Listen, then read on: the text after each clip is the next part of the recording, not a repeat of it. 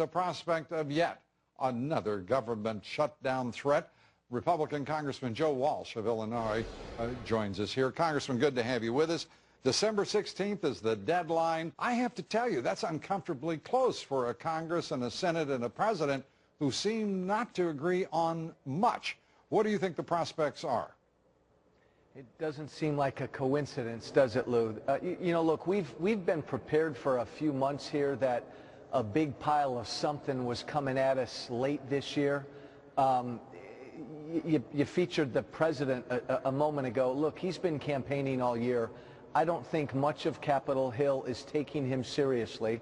He's failed this economy. The Senate hasn't done anything. The House Republicans, for as long as I've been here, Lou, are the only game in town trying to literally pass things. And I'll be the first to admit that maybe we Republicans don't do the greatest job of marketing what we've been doing. That's true. But we have sent upwards of 20-some jobs bills over to the Senate that Harry Reid just doesn't do anything with. Well, I'm going to stipulate here. Indeed, you all have sent more than 20 measures, actually, passed by the House that haven't been acted upon by the Senate. But going to the issue at hand, which is the 16th of December, a continuing resolution to fund this government. What in the, and you have a speaker who right now cannot reliably count on his own caucus for support in moving ahead the so-called minibus spending measure. He had to rely on, what was it, 130 some odd Democrats rather than Republicans to move that measure through. This is starting to look like a possible shutdown. Well, because again, Lou, and we went through some of this earlier this year, this is not why we were sent to Congress last year. We were sent here to finally put a rein on all this government spending and change the way this town does business. And this whole notion of funding the government a month or two at a time is a lousy way to run a business. And even us Republicans, well, let me ask you a question. I mean, the Senate hasn't moved on a budget in 3 years. Yep. Why are the Republicans having such difficulty in articulating a very simple message? That this president, this Senate, have been incapable of producing proposed budget legislation or budgets that would reduce spending. What is so complicated about that? Why are you Republicans having so much trouble with that message? Well, it's not all us Republicans, Lou. But again, being here in Washington, and well, I'm just speaking a freshman, of you in the aggregate, if I may. I think that our side is so afraid, generally all of us, of a fight. You're right. The Afraid Senate's of a fight? You're in the fight of your lives. No, I agree, Lou. I agree. This country is falling off a cliff. This is a nation struggling for its soul and its future right now. And Republicans are afraid of a fight? Hey, Lou, I agree with you.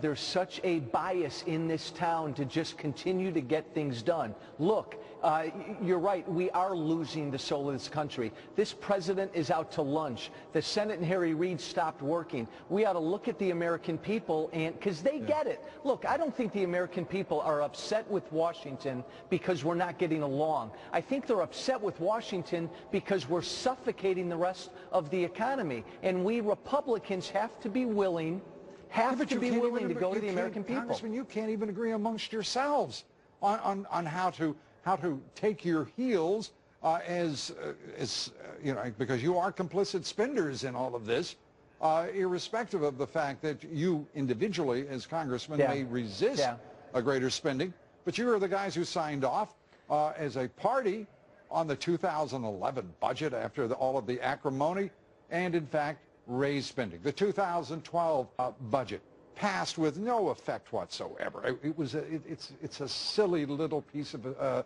political theater to even mention the efforts at reducing spending. Lou, you're right.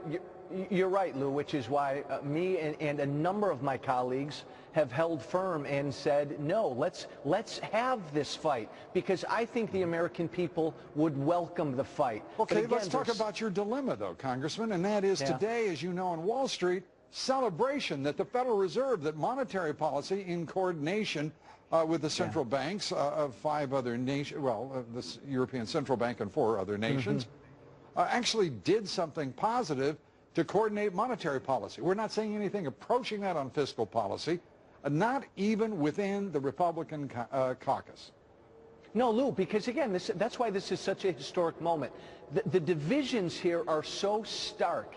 This president has destroyed this economy, and the Senate's not doing anything. Now, you got to give our leadership a little bit of understanding, because they're the only ones in this town trying to be serious, and they've got a number of Don't ask me for understanding anymore. You know what? I've been asked for understanding by generals and by this administration and the previous about a long-standing conflict in Afghanistan.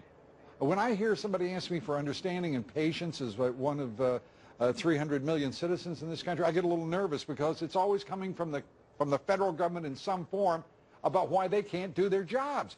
It's time, absolutely, Lou. It's time for the American people to expect something of all of you in that town, whether you're a general, whether you're a congressman, a senator, or a president, don't you think? I agree, which is why I have not voted for one spending bill this year, because they did not send us here to play around with pennies and nickels. They sent us here to do something bold. And all we can continue to do is to try to encourage our part to be as bold as we can to save this country. And we appreciate you being with us and sharing your views. Thanks so much. Love it, Congressman Lou. Joe Thank Walsh. you. Well, turning